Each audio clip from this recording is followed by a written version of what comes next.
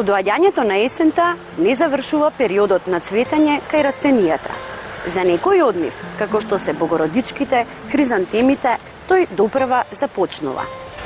При садењето на есенските цвеќиња во саксии, од исклучителна важност е да им ја промените земјата во која што биле посадени во текот на летото. Зошто е тоа важно? Затоа што новата земја има повеќе микроорганизми кои во спротивно ќе треба да ги надокнадите со ѓубрење.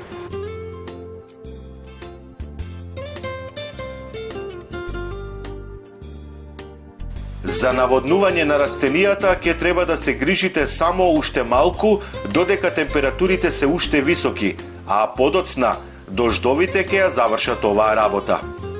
Оние растенија, дури и цветните на кои студот не им пречи, можете да ги насадите и на отворено.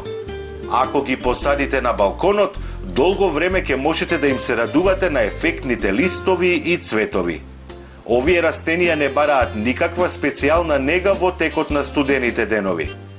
Септември, особено втората половина од месецот, може да биде дождлив и затоа не заборавајте да го истурите вишокот вода која се собрала во влошките на саксиите.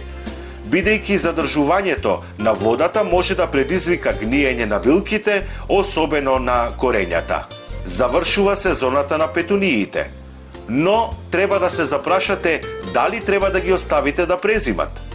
Ако сепак имате желба и за наредната сезона да зачувате за вас интересната сорта, исечете го крајот на изданокот и ставете го во тегла да се вкорени во специјалниот субстрат за подготовка на расад. Напролет можете да ги засадите младите растенија кои презимиле. Собните цвеќиња, кои што во текот на летото сте ги одгледувале и чувале на балконот или во дворот, уште во септември потребно е да ги приберете внатре во внатрешните простории на домот, затоа што не ги поднесуваат ниските температури.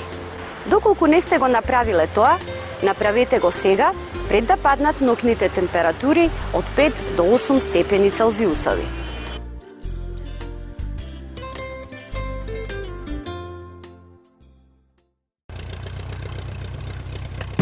Гледај Гарден Клуб за доброто на твојата градина.